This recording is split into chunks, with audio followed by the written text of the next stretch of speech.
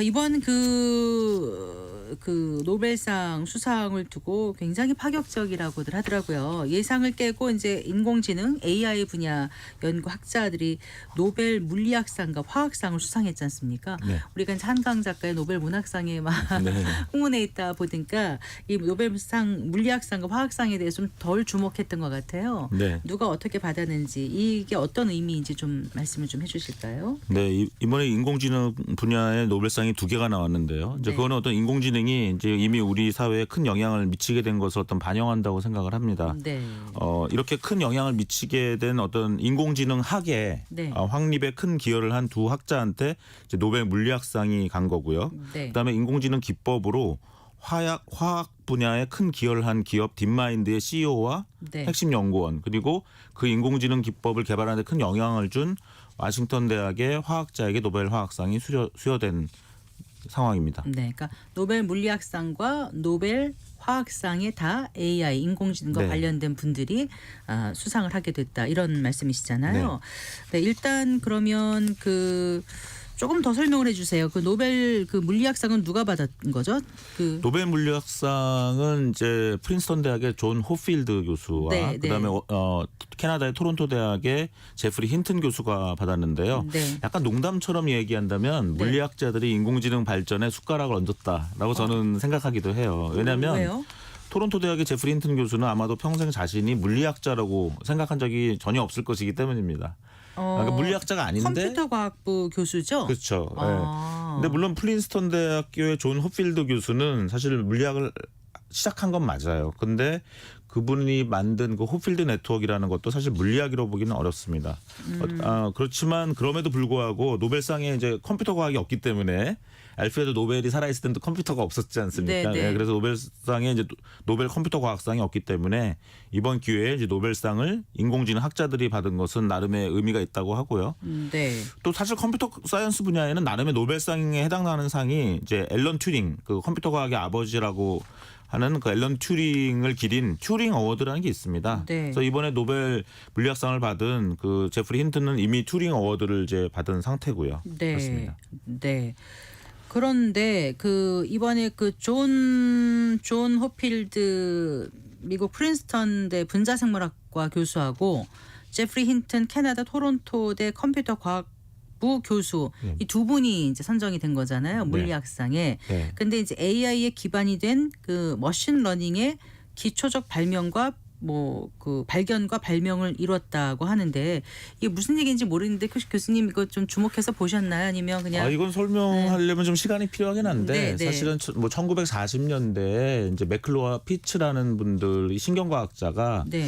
우리의 논리적 사고가 결국 신경세포의 어떤 그 작용일 거라는 이제 가설을 내기 시작했고 네. 그걸 인공신경망으로 만든 연구를 여러 명이 했습니다. 그래서 네. 이제 로젠블랏이라는 분이 1950년대에 또 퍼셉트론을 만들기도 했는데 네. 제프리 힌튼의 결정적 기여는 거기서 이게 다 설명드릴 수는 없겠지만 네. 그 히든 레이어라는 게 있어요. 네. 우리가 보통 눈이나 귀는 바깥 세상으로부터 어떤 감각을 하는 것이고 네. 그다음에 말하거나 움직이는 거는 네. 출력을 하는 거잖아요. 그렇죠. 그럼 처음에는 이런 인공신경망을 만드는 사람들이 입력망과 출력망만 있다고 생각을 했습니다. 네. 그게 1969년까지고 그게 거의 86년까지 그거를 몰랐던 거예요. 근데 네. 1986년에 제프리 힌튼이 공저한 논문에 보면 네. 이제는 입력과 출력만 있는 게 아니라 히든 레이어, 이어주는 은닉층, 숨어 있는 층이 있다. 근데 네. 그 숨어 있는 층과 연결된 그 시냅스라고 하는데 신경세포 뉴런 네, 간의 네. 연결을 업데이트 약간 수정을 해줘야 되는데 에러에 따라서 네, 네. 그 알고리즘이 이제 영어로 얘기하면 백 프로퍼게이션 알고리즘이고 우리말로 하면 이제 오류 역전파 알고리즘인데 그것을 발견한 공로가 굉장히 컸고요. 네. 근데 이제 그것도 사실은 길게 얘기하면 유럽에서 먼저 만들었다. 소련 사람이 먼저 만들기도 했다. 프랑스 사람이 먼저 만들었다는 논란들이 있어요. 네. 그런데 제프리 힌튼이 훌륭한 건 86년에 그걸 만들었고 네. 끊임없이 연구를 했습니다. 그래서 네. 오늘날 딥러닝이라는 건 뭐냐면 그 은닉층이 2개 이상 그리고 그것이 지금은 수십 개 수백 개가 돼서 네. 굉장히 딥해진 거죠. 네. 깊어진 거죠. 네. 근데 결국 86년 연구뿐만 아니라 2000년대도 계속 이분이 계속 혁신을 했기 때문에 네. 오늘날 지금 챗GPT 같은 것도 결국 이분의 제자들이 네. 만들었다 해도 과언이 아니거든요. 아. 그래서 제프리 힌트는 정말 그 받을 만한 사람이 받은 거고요. 네. 존 호필드는 좀 더 공부하시면 되게 재밌는데 호필드 네트워크라는 게 또 굉장히 또 흥미로운 겁니다. 아, 네. 예, 근데 이제 아까 제가 좀 농담처럼 얘기했지만 존 호필드는 물리학 베이스로 시작했기 때문에 네. 이제 물리학자들이 이분을 좀 끼워 넣을 수 있다. 노벨 물리학상에 네. 존 호필드 넣고 네. 하지만 제프리 힌트는 물리학자는 아니지만 또 거의 이 인공지능학의 지금 뭐 아버지 같은 사람이 됐기 때문에 네. 이제 충분히 받을 만한 네. 그런 분이다 이렇게 말씀드릴 수 그러니까 있겠습니다. 최초의 인공심령망을 한 게 호필드 교수고 이거를 실제 AI에 적용할 수 한 게 힌튼 교수다 이렇게 나오더라고요. 그거는 네. 너무 단순화된 거고요. 아, 단순화된 거예요? 존 그래서 제가 호필드보다 여쭤봤어요. 왜냐하면 네. 그 전에 네. 살아있는 사람 중에서는 그렇게 얘기할 수 있어요. 그러니까 죽은 사람들이 있는 거죠. 1969년, 53년 네. 그러니까 다 역사 46년 그래서 이런 근데 이제 죽은 사람한테 노벨상을 못 주기 때문에 네. 살아있는 사람 중에서 물리학과 관련된 사람을 찾아가지고 준 거고 네. 호필드 네트워크는 뭐 공부해 보면 아주 또 재미있는 그런 네트워크입니다. 우리가 빅데이터 기억을 하는 응용학과 교수님이신데 굉장히 이쪽 분야를 잘 하시고 계시네요, 교수님. 그거는 학과가 어디냐가 중요한 게 아니라 인공지능학을 했느냐 안 했느냐. 저는 그런 거군요. 네, 1988년부터 인공지능을 하기로 마음을 먹었고 네. 그렇기 때문에 네. 알겠습니다. 보통 그 노벨 물리학상 하면 뭐 천체 물리라든가 뭐 입자 물리라든가 뭐 전통적 물리 그쪽에 그 연구에 주어졌는데 이번에 정말 이례적인 평가라고 나왔지만 알고 보면 정말 혁신적인 인류의 보탬이 되는 그런 네. 연구를 하신 분들한테 상이 돌아간 네, 거죠. 노벨 물리학상이 꼭 과학적 발견에만 주진 않고요. 뭔가 네. 또 새로운 어떤 방법을 만든 공학적 방법을 만든 경우에도 또 줍니다. 이런 네. 트랜지스터를 발명했다거나 네. 이런 분들한테 노벨 물리학상에 가서 네. 상당히 노벨 그 물리학상이 좀 범주가 넓습니다. 그러네요. 그러면서 굉장히 또 실용적인 면도 있고 네. 결국 세상에 얼마나 선한 영향을 미쳤는가 네. 그런 기준으로 또 수상을 하는 것 같습니다. 예, 그 화학상 수상자 중에 한 명이 이제 데미스 허사비스요. 네, 네. 읽지가 않아서 입에 네.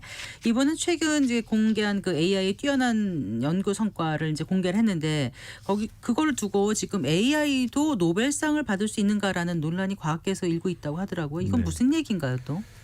일단 데미스 서비스 조금 말씀드리면 알파고를 만든 사람이죠. 아, 그런가요? 예, 딥마인드의 CEO니까요. 아, 근데 알파고를 그러네요. 만들고 나서 네, 네. 그다음에 발표한 게 알파 폴드인데 네. 단백질 합성하는 것이 굉장히 사람이 하면 굉장히 시간이 오래 걸리고 수백 년이 걸릴 일을 네. 이 알파 폴드라는 AI 프로그램을 만들어서 네. 굉장히 빨리 대용량을 할 수 있게 만든 겁니다. 네. 그래서 노벨상을 이제 수상을 한 거고 네. 그거를 소스 코드를 공개 안 했어요. 그래서 와싱턴 대학에서 그걸 로제타 폴드라는 걸 만들어서 소스 코드를 공개했습니다. 네. 그래가지고 인공지능 하는 사람들이랑 화학하는 사람이 경쟁했는데 노벨 네. 화학상을 둘 다 준 거예요 이번에. 아. 그래서 와싱턴 대학의 베이커 교수한테도 상을 줬고 네. 이제 딥마인드의 두 사람한테 줬는데요. 그러면 알파 폴드를 만들어서 알파 폴드가 단백질 합성을 한 거 아니냐. 네. 그러면 알파 폴드한테 상을 줘야 되는 거 아니냐. 네. 이제 이런 얘기죠 인공지능한테. 아. 근데 저는 그렇게 생각해요. 뭐 노벨 문학상을 붓이나 펜한테 줄 수는 없잖아요. 붓과 펜을 이용해서 또는 뭐 키보드에 주거나 타자기에 줄 수 없는 것처럼 사실은 알파 폴드라는 AI를 만든 건 그 네. 사람이고 네. 또 그걸 사용해서 정말 단백질 합성을 해낸 사람들은 네. 사람이기 때문에 네. 저는 영원히 사실 노벨상은 사람한테 가야 된다. 근데 중요한 것은 이제 과학자라는 분들이 이제 AI를 활용해서 연구하면 진짜 네. 노벨상을 받을 수 있다라는 걸 이번에 확실히 알았기 때문에 그러니까요. 과학적 발견이 더 가속화되고 효율화될 수 있다 이렇게 보고 있습니다. 그러니까 이 단백질을 예측하고 설계하는 게 그게 알파폴드 이런 거예요? 네, 알파 그 폴드는. 폴드라고 쓰는 거는 그냥 왜 쓰는 건지요? 저는 화학 전문가는 아니어서요. 네. 그래서 이제 알파 폴드, 로제타 폴드 뭐 이렇게 딥마인드라는 기업은 알파 폴드를 만들었는데 얄밉게 소스 코드를 공개 안 한 거예요. 네. 그래서 워싱턴 대학에서 로제타 폴드를 이번에 베이커 교수랑 네. 서울대에서 박사랑 백민경 포스닥이 네. 개발한 겁니다. 그래서 사실은 이번에 백민경 박사가 노벨 화학상을 받을 만했어요. 아쉽네요. 그런데 빠졌습니다. 네. 그래서 그분은 네. 이제 포닥을 하시고 다시 서울대로 돌아오셔서 교수가 되신 것 같아요. 네. 알겠습니다. 그런데 이제 AI 투자라는 게 워낙 연구 자금이 많이 들어가다 보니까 한때 또 뭐 거품론도 일기도 했는데 요즘 들어서 또 분위기가 좀 반전된 것 같기도 하고요. 어떻습니까? 네, 뭐 옛날에 인터넷 거품론 있었는데 그때 만약 네이버에 투자하셨으면 한 2,000배 이상 벌었거든요.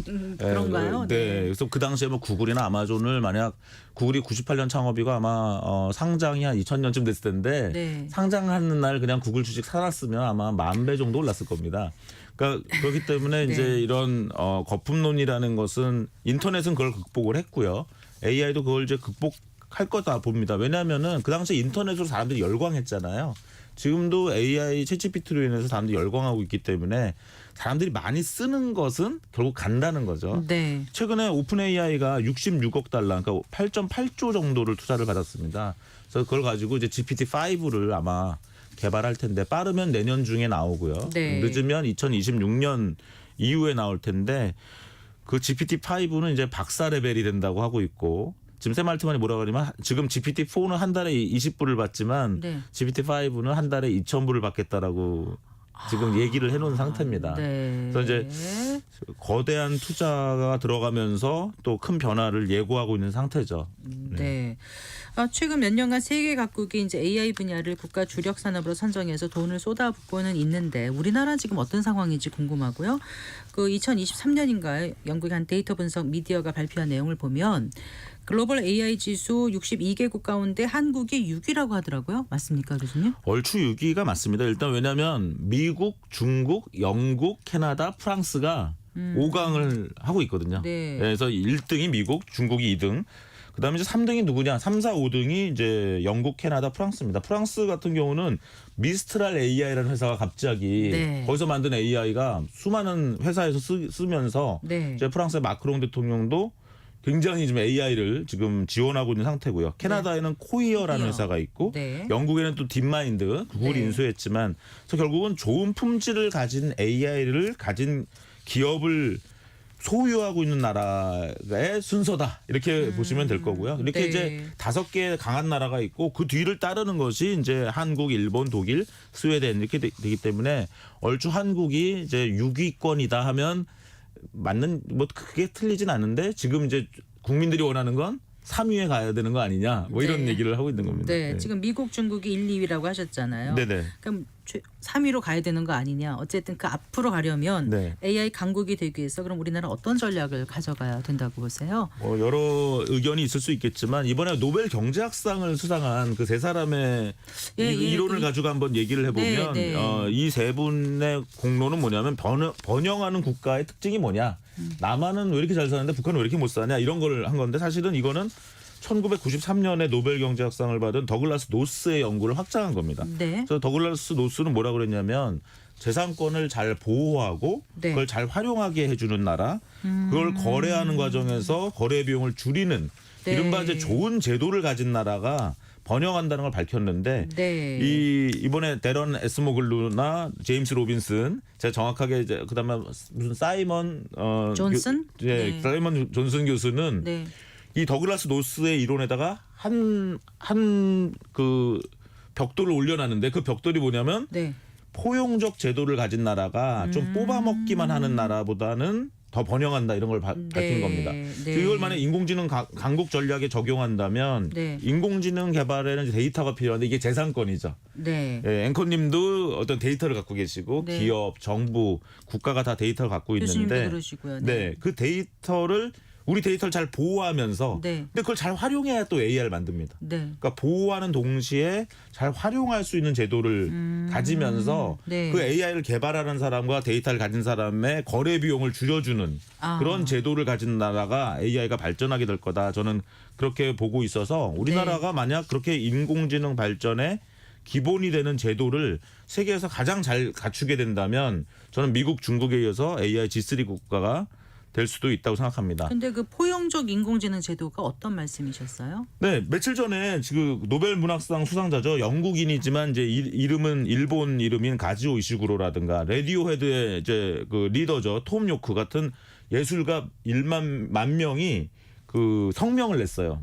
29단어짜리 성명을 냈는데요. 네. AI 학습을 위해서 창의적인 작품들을 무단으로 사용하는 것은 해당 작품을 만든 사람들의 생계에 대한 중대하고 부당한 위협이며 결코 허용돼서는 안 된다. 네. 이 사건을 보면 네. 이번 노벨 경제학상으로 설명할 수가 있죠. 이 10,000명의 예술가들은 네. AI가 발전한 건 좋은데 우리가 좀 뽑아먹혔다고 생각이 되는 거죠. 우리의 저작권이나 우리의 작품을 네. AI가 학습을 해서 AI가 네. 성능이 좋아진 건 좋다 이거죠. 근데 나한테 돌아오는 건 없다. 결국 포용적이지 않다는 거죠. 네. 그러면 포용적인 인공지능 제도라는 건 뭐냐면 모든 사람들이 AI 발전에 박수치고 네. 그걸 통해서 나도 돈도 벌고 네. 나의 발전이 같이 갈 수 있는 누구는 나의 굉장히 저작권도 보호받으면서요. 그게 포용이란 말씀이신 그렇죠. 거죠. 네. 그냥 날 뽑아먹는 것이 아닌. 네. 네. 그래서 인공지능 개발에서만 돈을 벌고 이 데이터를 제공한 그런 사람들은 포용하지 않는 그런 인공지능 개발 방식은 네. 지금 과도기적인 것이다. 이러면 뉴욕타임스가 저작권 침해로 오픈AI를 고소한 상태고요. 네. 또 게이트웨이 이미지도 네. 영국 회사인 스테빌리티 AI를 고소한 상태입니다. 그래서 네. 이런 이제 어떤 소송을 통해서 어떤 충격이 가해질 것이고 그런 과정에서 우리가 좀 더 재산권을 보호하면서 활용하면서 거래 비용을 줄이면서 포용적인 제도를 만들어 가야 된다 이렇게 보고 있고요. 네. 그 한때 AI 하면 이제 챗 GPT 이렇게 생각했는데 활용 범위가 좀 무궁무진하지 않습니까? 네. 기업들도 사실 AI를 활용한 다양한 비즈니스 모델을 찾아서 수익화한다면 서로 좋을 것 같은데요. 네. 네, 일단 저는 AI 하면 너무 자동화, 뭐 일자리 대체 이렇게 개념 되면은 어떤 사회적 저항이 심해지고 그럴 것 같습니다. 오히려 AI가 매출과 수주를 일으킬 수 있다. 네. 돈을 더 벌 수 있다. 네. 그렇게 되면 이제 돈은 저절로 벌겠죠. 그걸 도와주는 AI를 만들어내고 이제 그래서 그런 부분이 필요하다는 거죠. 제가 예전에 뭐 현대건설이나 대우조선을 위해서 인공지능을 개발할 때도 네. 그 공장을 위해서 개발하는 줄 알았더니 알고 봤더니 이게 결국 매출과 수주로 이어지는 거더라고요. 그래서 네. 결국은 지금은 그래서 구독 경제형 AI가 어떤 대세였다면 최근에는 성과형 가금이 되는 겁니다. 네. 고객을 잘 응대를 성공적으로 했다거나 아니면 물건 하나 잘 팔았다거나 그러면 그 AI 서비스에 돈을 주는 거죠. 네. 그러면 많은 기업들이 어떤 회사에 AI를 쓰면 쓰기만 하면 돈을 번다. 돈을 내야 되면 약간 부담스럽지만 네. 써서 내가 돈을 벌었을 때 네. 돈을 주는 이렇게 실제로 제대로 일을 했을 때만 돈을 받겠다는 회사가 나오고 있는 상황입니다. 네. 지금 그 AI 검색으로 굉장히 반향을 일으키고 있는 미국의 퍼플렉시티라는 네. 그 AI 검색 서비스도 최근에 광고 모델을 도입하겠다고 했고요.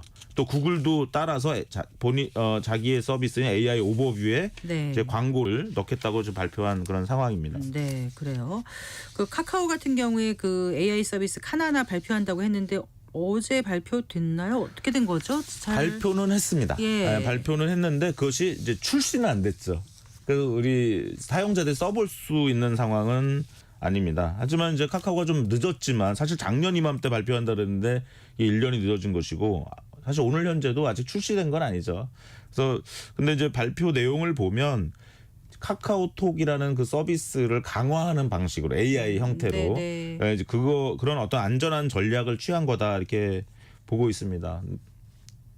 그 AI의 그 경제 효과에 대해서 잠깐 좀 여쭤보려고 그래요. 아까 그 어느 사이먼 존슨 교수하고 또 나론 아제모울로 이 네. 교수도 지금 경제학상을 수상했지 않습니까? 이번에 노벨상. 근데 AI에 대해서 좀 신중론자랄까요? 좀 경고론자랄까요? 그런 느낌의 인터뷰를 한 걸 봤습니다. 네. AI가 가질 수 있는 어떤 한계라든가 이런 거 좀 짚어주신다면요. 근데 사실 뭐 노벨상을 받았다고 해서 모든 걸 다 아는 게 아니기 물론 때문에 그렇습니다만, 이분들은 AI 경제학에 대해서 그렇게 전문가는 아니라고 봅니다. 예를 들면 같은 대학인 MIT에 있는 데이빗 오토라는 교수가 있는데요. 그분은 AI가 미치는 사회적 영향, 경제적 영향에 대해서 굉장히 많은 실증적인 연구를 했습니다. 네. 이분도 노벨상을 받을 수 있는 후보 중에 한 명인데 데이빗 오토 교수는 이제 AI로 어떤 새로운 직업이나 산업이 더 창출되는 현상에 대한 연구를 했고요. 네. 뭐 예를 들면 뭐 폴 크루그만 교수도 노벨 경제학상을 받았지만 굉장히 많은 사회 현상에 대해서 좀 폄하하는 발언을 했기 때문에 저는 사실 다론 아제모울루 교수의 그 저작 그 Why Nations Fail 국가는 왜 실패하는가라는 저작을 너무 좋아하는 책인데 이분이 AI에 관련된 어떤 견해를 밝힌 부분에 대해서는 그렇게 동의하지는 않는 편입니다. 그러니까 뭐 신뢰성 이슈도 있고 그다음 인간 수준의 지혜와 판단력이 없는 만큼 기대만큼 인간을 대체할 수 없다. 뭐 이렇게 표현을 한 것 같더라고요. 네. 그러니까 이제 본인들이 얼마나 기대를 하느냐의 문제인데 이미 그 챗GPT나 GPT-4를 써보면 엄청난 생산성이 일어나고 있기 때문에 네.